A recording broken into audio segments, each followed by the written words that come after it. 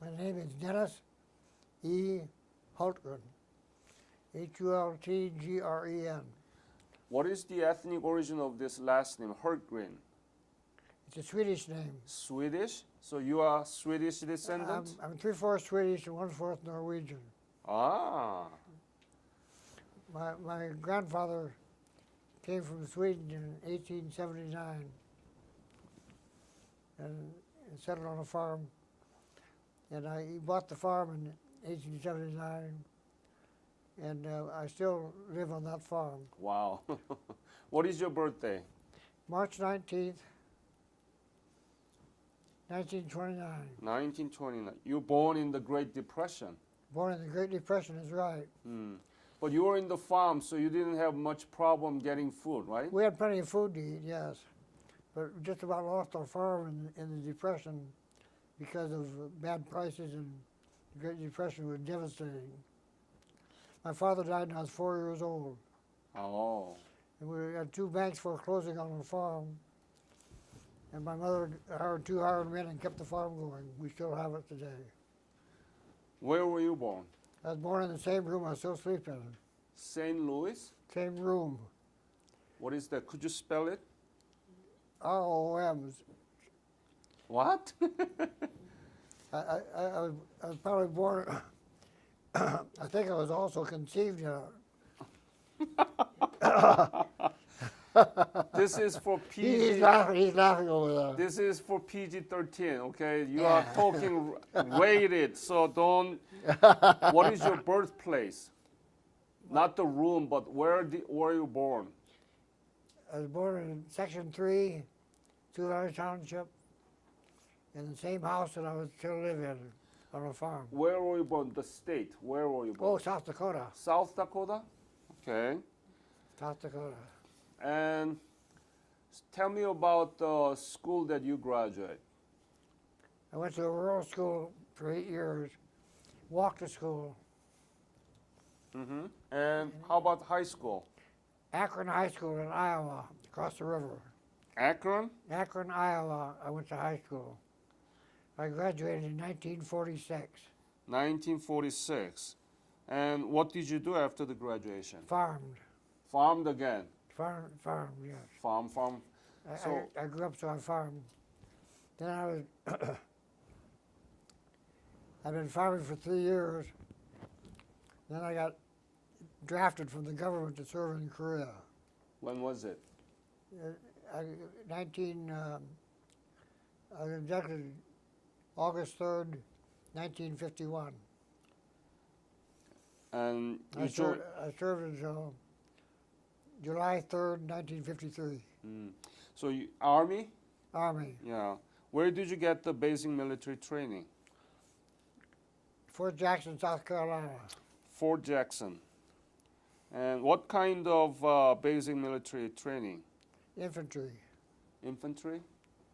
How to shoot mortars, fire machine guns, fire rifles, stuff like that. Throw hand grenades. Were you good shooter? I was a marksman.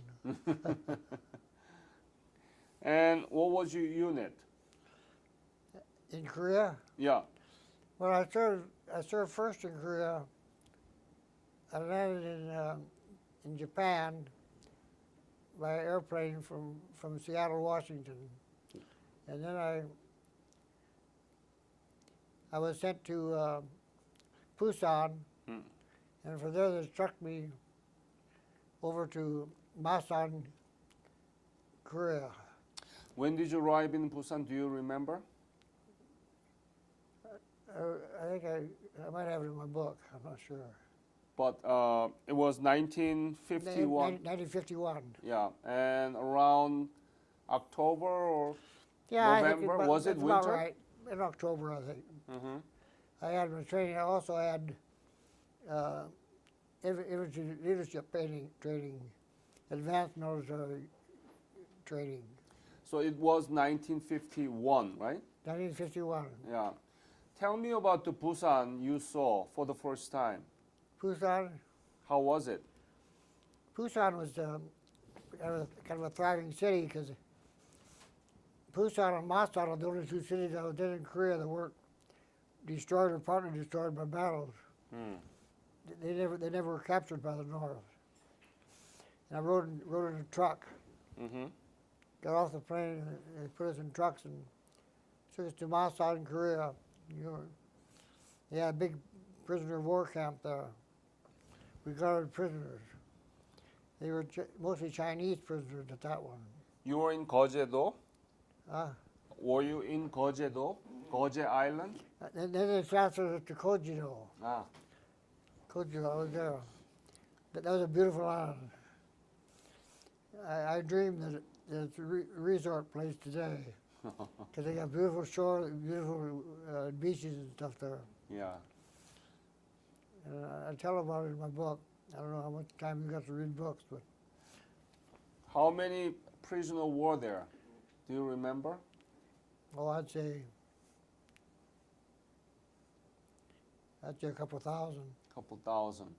They were mostly Chinese, Uh-huh. and they were pleasant to talk to and easy to get along with. Did they make any trouble? No trouble at all for the Chinese. Later, I was transferred to Jeju-do, and there we had North Korean prisoners, and they were more trouble. Tell me about it. Well, they had demonstrations, and they had, I don't know, they had protests. They were just different. They were indoctrinated pretty much and loyal to the North. And Chinese prisoners were very, very easy to talk to. Huh. We didn't know the language, but some of them spoke English to us. So North Koreans were much more But much more aggressive, yes. aggressive. That's the word I'm trying to use. Mm-hmm. Did you have a trouble with him? Not much trouble, Uh-huh. but at Masan, they have guard towers. And one time I had to walk out in the middle and man the guard, walk right among the prisoners. I had a gun with me, but they never bothered me one bit. Hmm. But in the North Koreans, we didn't do that with them.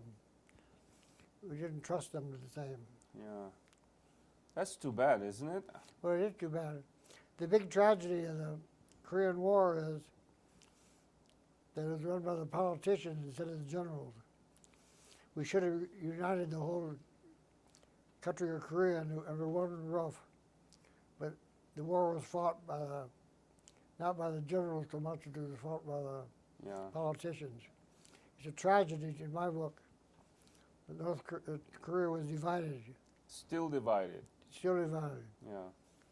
and it's a mess. South Korea is not a mess. They're thriving. They're good people and they're energetic and smart, and they made a good country out of their South Korea. North Korea is a totalitarian dictatorship. They can't even support their people with enough food. I know South Korea and the United States even give them food sometimes so they have enough to eat. Mm. I'm probably saying things you don't want to know, but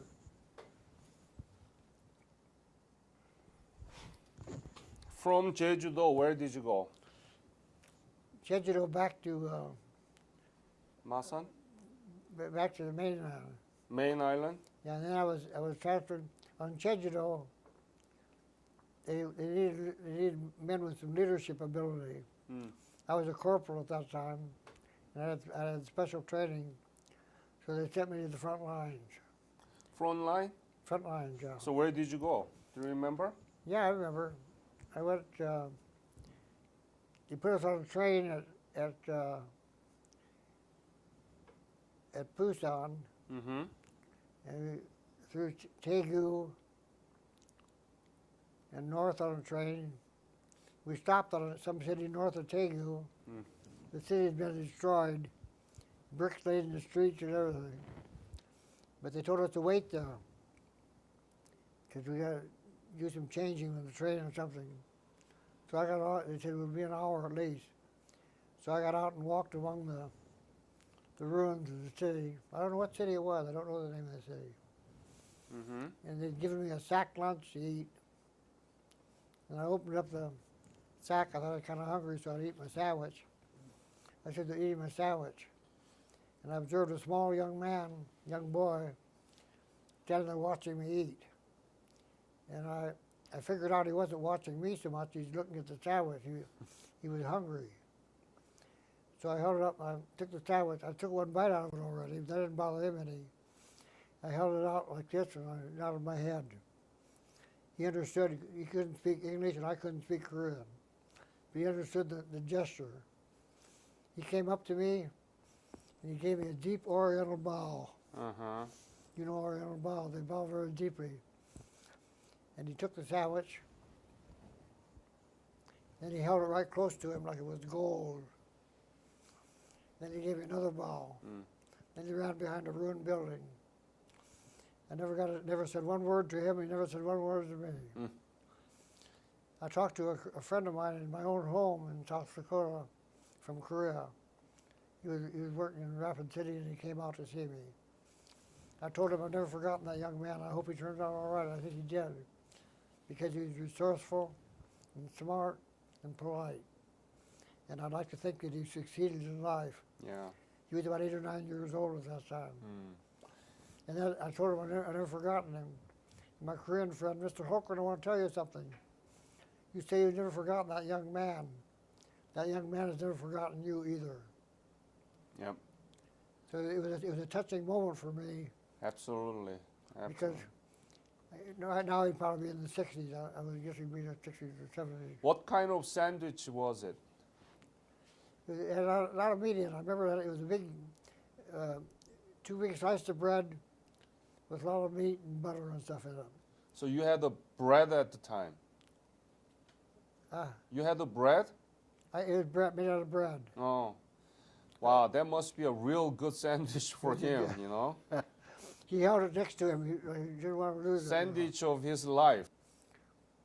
I had another experience walking in the city, another place, north of Daegu someplace. I'm walking in the city and there was a church. And only the walls were standing on the church. But there was music coming, so I walked up, I had my rifle, waiting for the train again. I walked up to the church, and the church was full of people.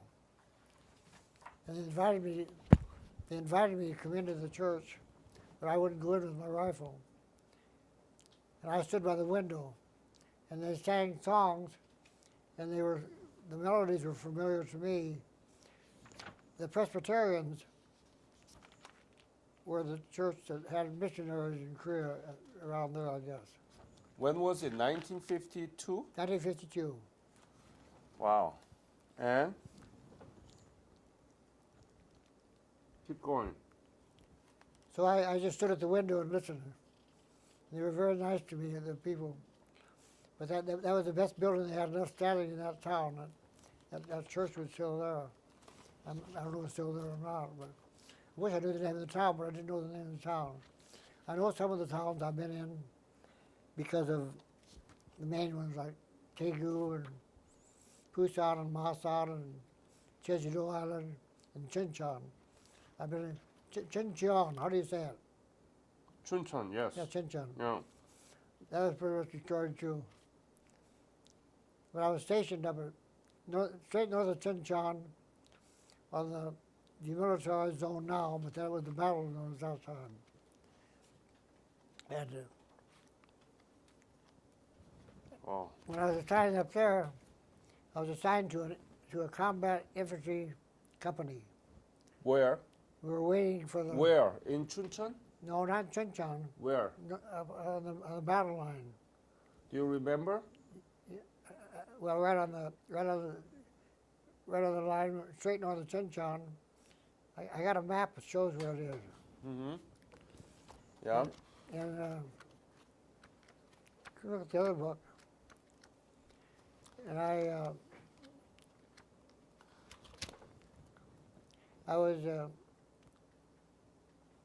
we were sitting there, we'd been trucked up from Busan to that point. We were waiting there to be transported to the front lines. We were sitting there watching the explosive display right up in the front lines. We didn't know if they were our shells hitting the enemy or the enemy shells hitting our soldiers. I surmised that it was the enemy shooting, attempting to kill our soldiers. And I was standing there watching quietly. I was a corporal, and I was a little bit older than some of the other recruits. There was a lot of young men standing there waiting to be transferred. I felt a tap on my shoulder. It's a very young United States private. He said, "Will you talk to me? I'm so frightened and afraid I don't think I can stand it." So I looked at him and I said, I don't know what I'm going to do. Mm-hmm. I said, I want to give you some advice, I said. I'm sure he didn't want me to laugh at him because that would be degrading. I wasn't going to laugh at him and say, "You chicken," or whatever you want to call him.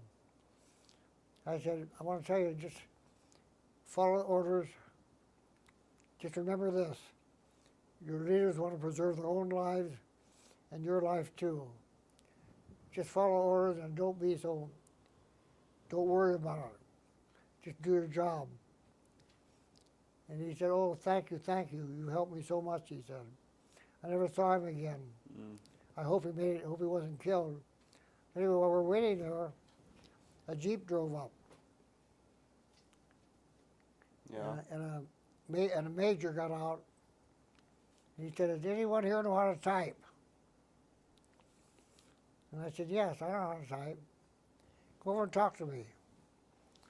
He said, "I need somebody to work in grave registration." You know what that is? Yeah. Yes, I said, they take care of the dead.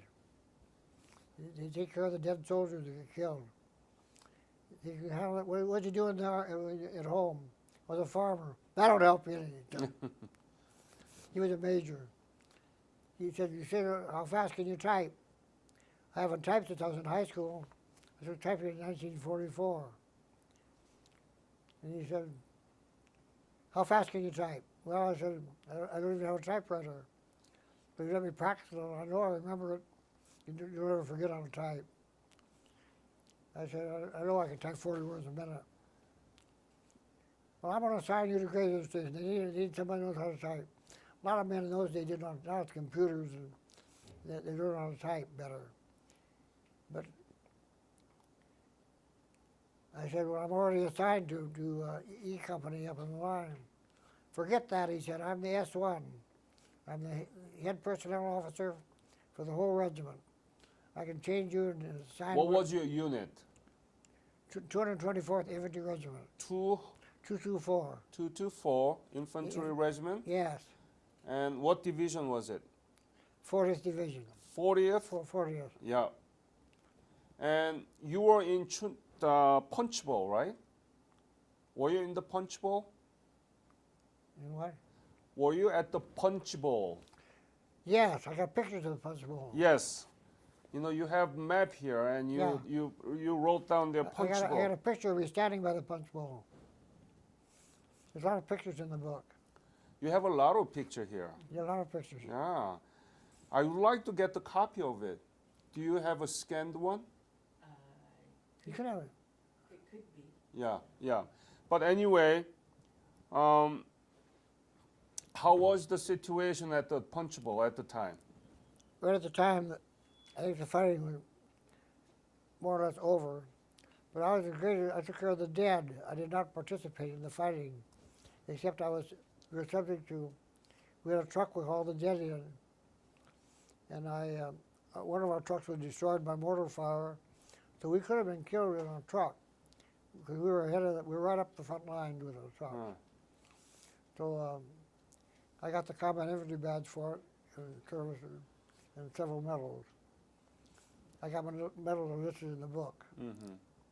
Well, while you were there, so you worked at the headquarters company, right? As a clerk, typing. Service company. Yeah, service company, and you were typing. I had to type records for when we got a body. First thing we had to do is search his pockets and take his money and And we had the type, we had record. We made 5 copies. Nowadays they make copies. We had to use carbon paper. Make 5 copies. You had to punch real hard on the typewriter. You had a manual typewriter, no electric typewriter. Mm-hmm. And we kept, then later on, then the next day we usually got a duffel bag. And the duffel bag was locked with a padlock. We collected, our unit had collected keys from past deaths. We kept trying keys. One key would always open those locks. So then we took care of his stuff he had in his duffel bag and set that back too. No clothing was sent back. We had to search the bodies and take rings off of the man.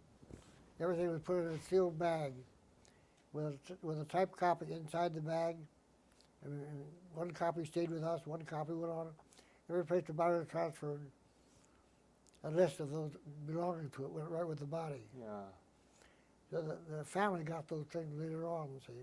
How did you feel about it? You have to keep recording of those dead soldiers and writing about it and, you know, sending back to their family. How did you feel about it?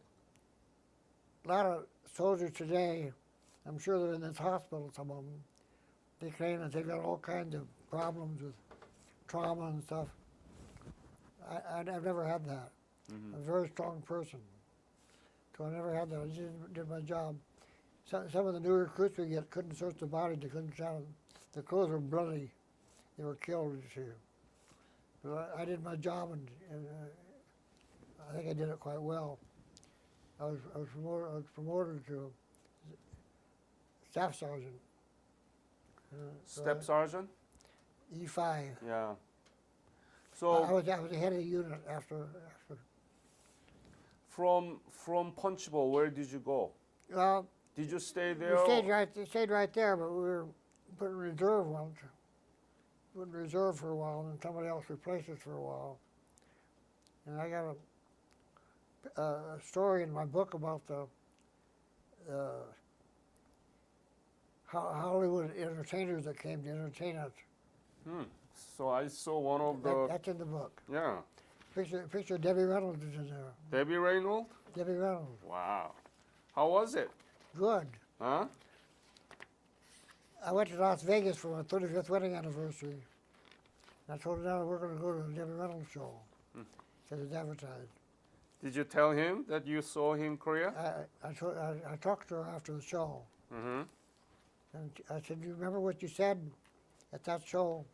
There's a big fat plane, and all the 4th Division sat out in front. And I said, do you remember what there was a hill back of the stage. And there's pictures of someplace. Yeah, when did you leave Korea?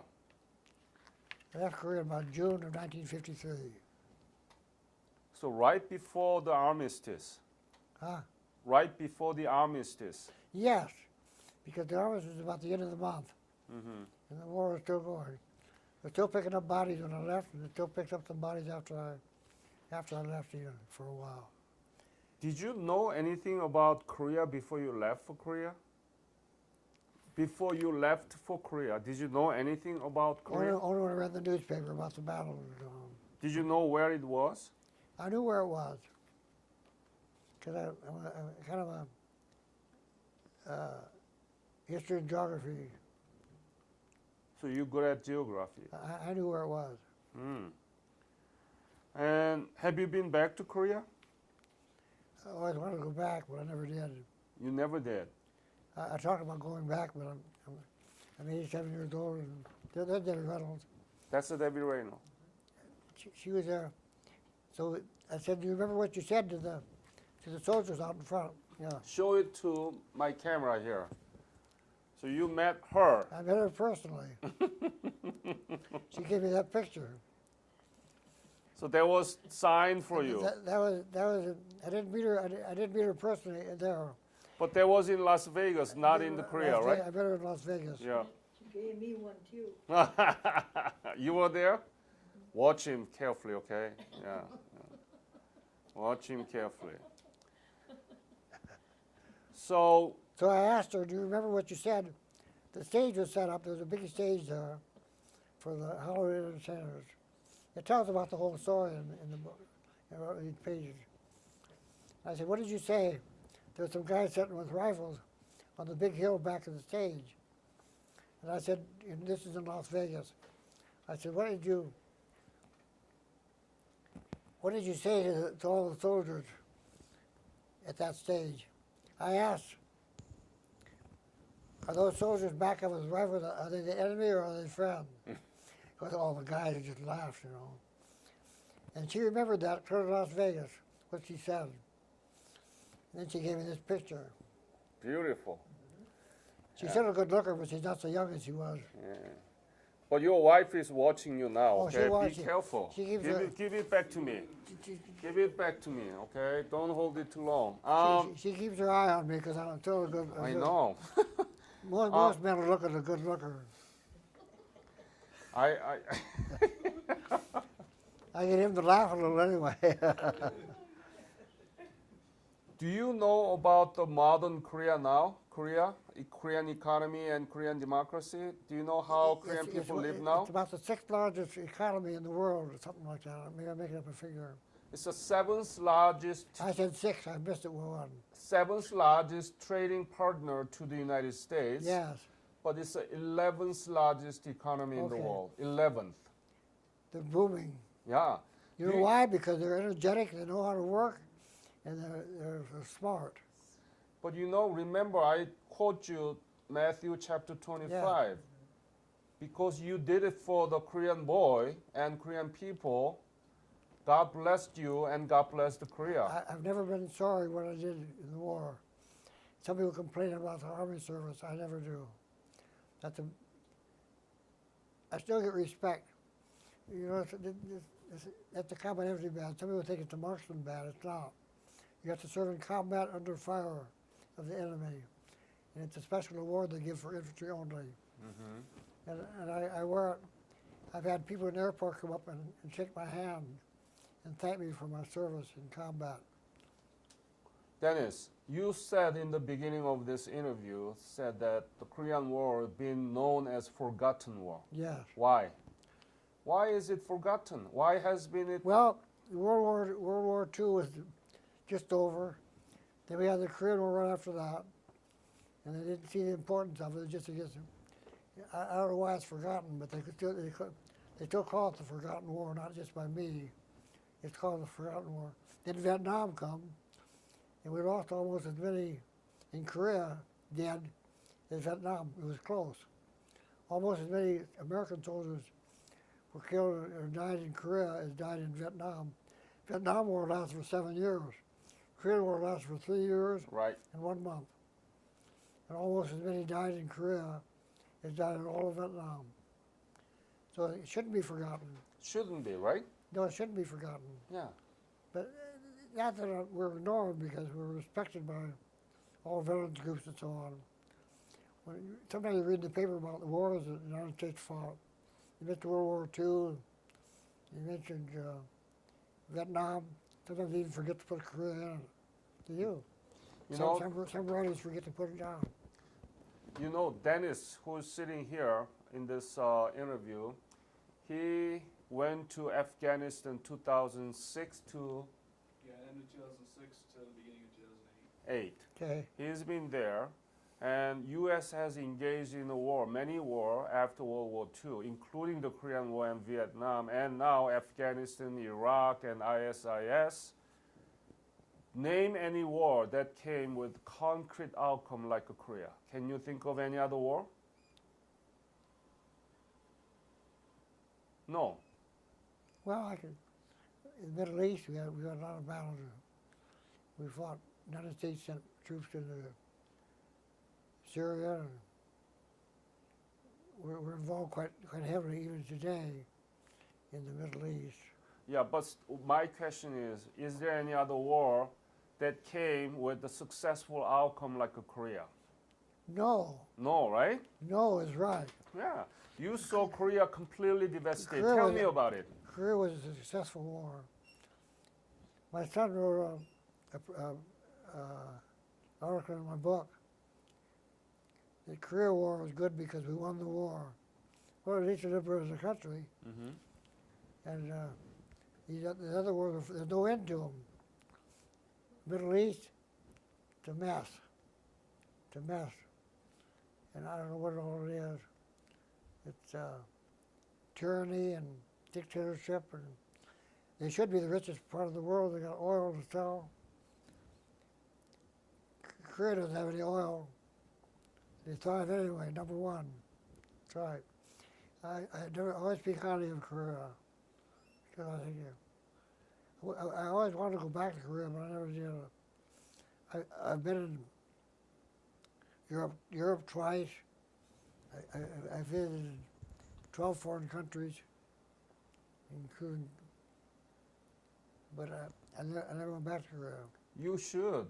Do you want to go back to Korea? Well, I thought about going because they have a program that Korea helps in. Revisit program. I know. But I just never, I got busy and just never did it. Now I'm getting too old. But I always wanted to go back and see it because I respect Korea so much. Why? Because I have a part in it. I had a part in Korea. Yeah. You have a big part of Korea. I had a part in it. So, I know I'd be safe there, and I wrote my book about Jeju-do.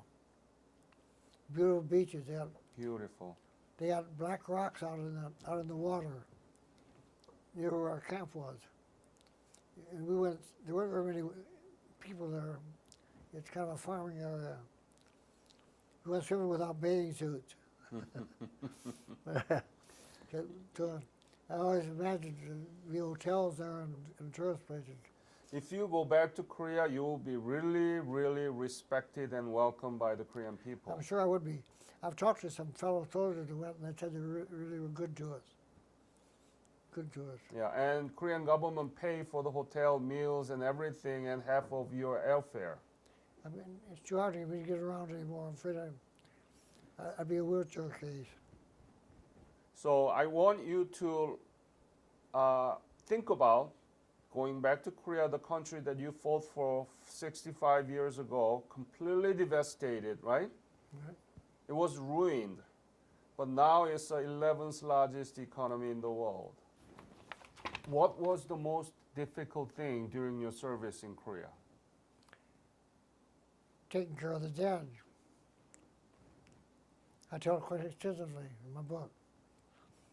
We went up with we had a truck assigned to us. We get a call on a telephone.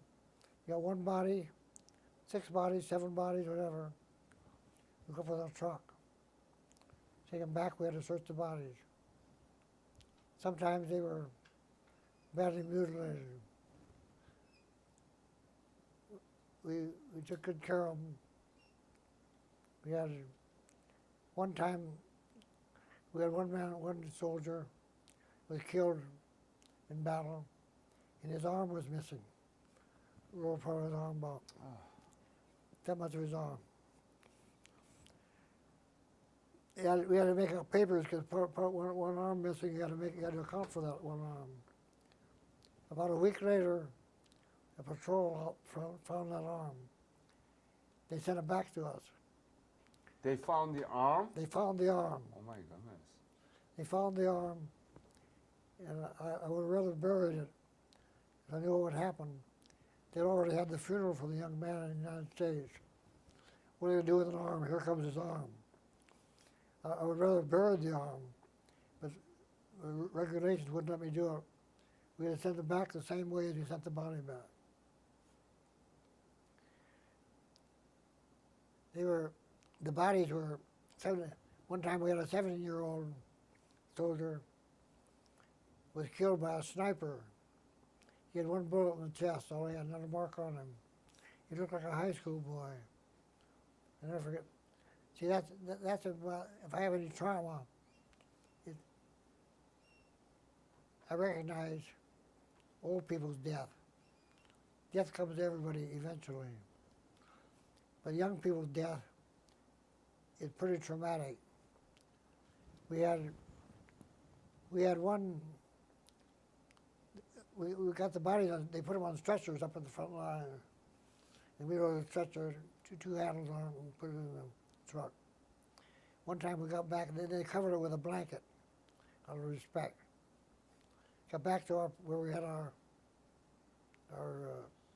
headquarters, took out the blanket, and this body was upside down. All you could see was the back of his head.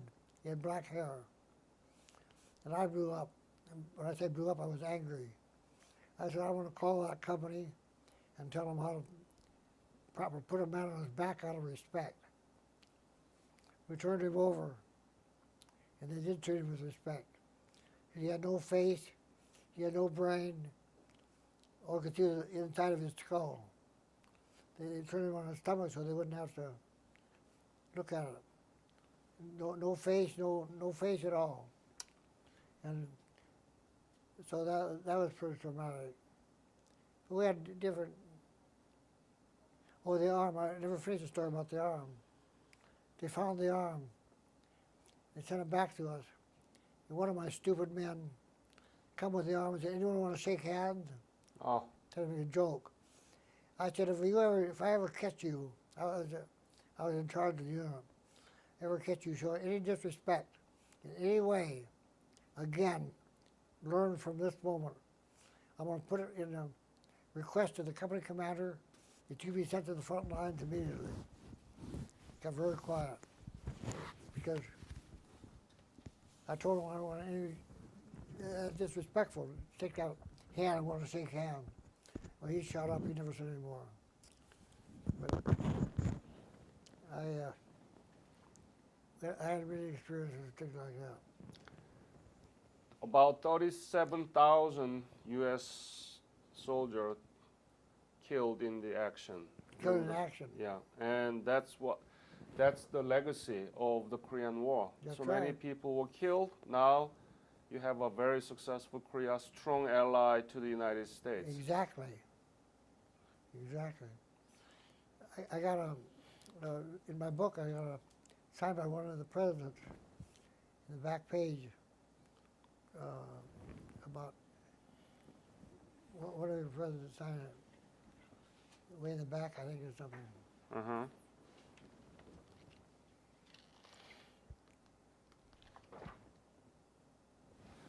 Okay. Do you have your granddaughter married in Korea?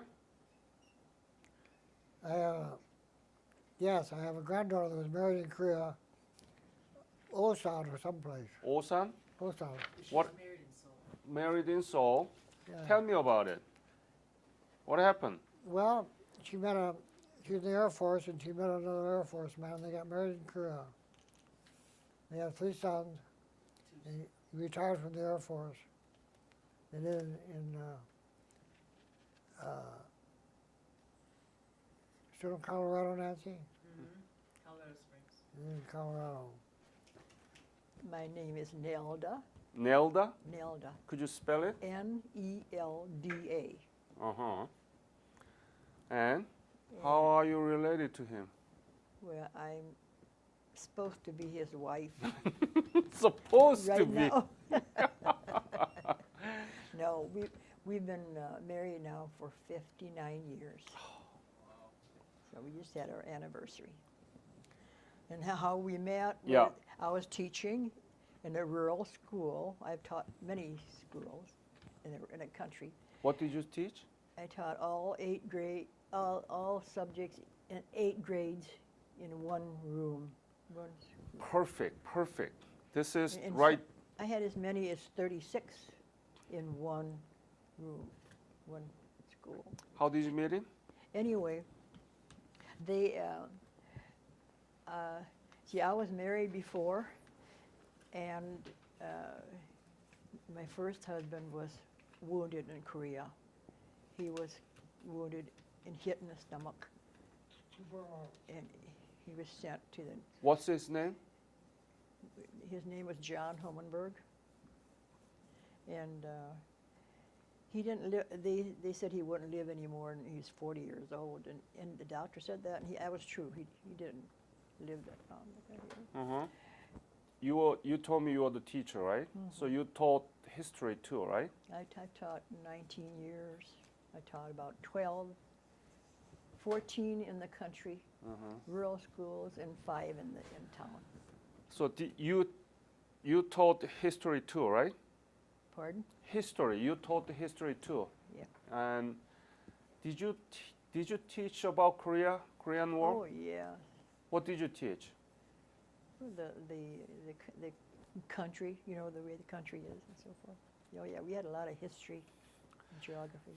But you know that there are very small coverage of the Korean War in the Oh, history yes. textbook, Not right? very- I know. Tell me about it. Why? Why is it that short? I don't know.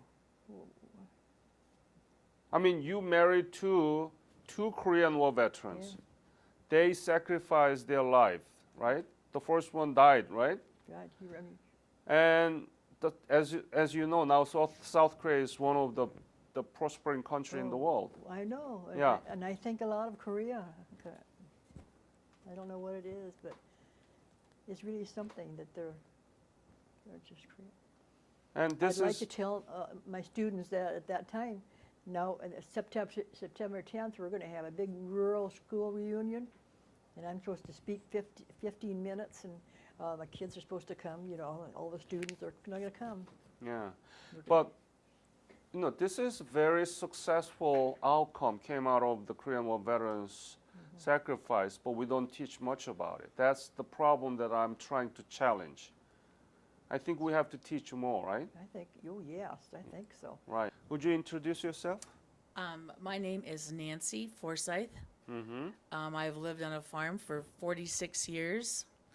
I am married to a man who was in the Vietnam War. I have 3 children from a previous marriage. My son farms. My first daughter is the one who enlisted in the Air Force, and she is the one who was in Osan and Kunsan. She met her husband there. She called me and told me she was getting married on June 30th because everybody else was getting married and had birthdays in July. Well, she didn't tell me who she was marrying. And the funny part is, she said, I am getting married on June 30th, and my husband is from Texas. And so what we didn't know was that when they got married on the 30th of June, they thought they had to take and have a witness with them when they got married. So they went to the U.S. Embassy in Seoul, where they were going to get married. And all that happened was they had to write down their name, no witness signature, and the person that said after they wrote their name, next, that's all there was. But they were married. And there was no place for them to stay in Seoul. But they did find one place, and the person that they thought they took for their witness spent their wedding night with them. And they didn't know how to read Korean, so they ordered what is nationally known everywhere, pizza and Pepsi. That was what they had on their wedding night. Yeah, interesting. What I you? also have a daughter that lives in Sioux Falls, so I have 3 children. Okay. Are you a teacher? Yes, I have been teaching at USD for over 15 years. It's all ESL and TESOL related, but mostly English, grammar, and writing with some literature and some poetry. Good. You've been watching this interview, right? What do you Yes. think about the legacy of your? Well, I think it's uncomparable to any other legacy. He has a lot of stories. Dad has a very good memory. He tells it like it is. And so very interesting. The one thing I did want to add to this was I had one Korean student. His name was Han. And Han came to my parents' farm. He was at my house. We took him to church events and all kinds of school events. But I will tell you, he was gone from the States for a little while. And one year he wanted to come back here in the summertime. And it happened to be when they were having a farm party. And because he had been there and he knew them, he wanted to go. And he brought his wife and his 2 children. But when he arrived at the farm party, Han was very exhausted because he said, I drove 100 miles from Rapid City to get out here, and I had a very expensive speeding ticket. See, I had 90 teachers from 25 states in Orlando, Florida this June to talk about the Korean War. What do you think about our history textbook not much telling about Korean War? What do you think? Well, there needs to be something in the textbooks because There are it's some, but it's it's very too short. important. Yeah, very short. And Han and I even had that conversation. He said there isn't much, and he and his wife were living in Texas for a while, and their children were realizing there was very little in the textbooks about Korea. Period. There just wasn't that much. Right. What would you do if you are in charge of textbook? Well, I've been active in teaching in other schools besides USD, where I've had to buy books from publishing firms in order to use those in my classes.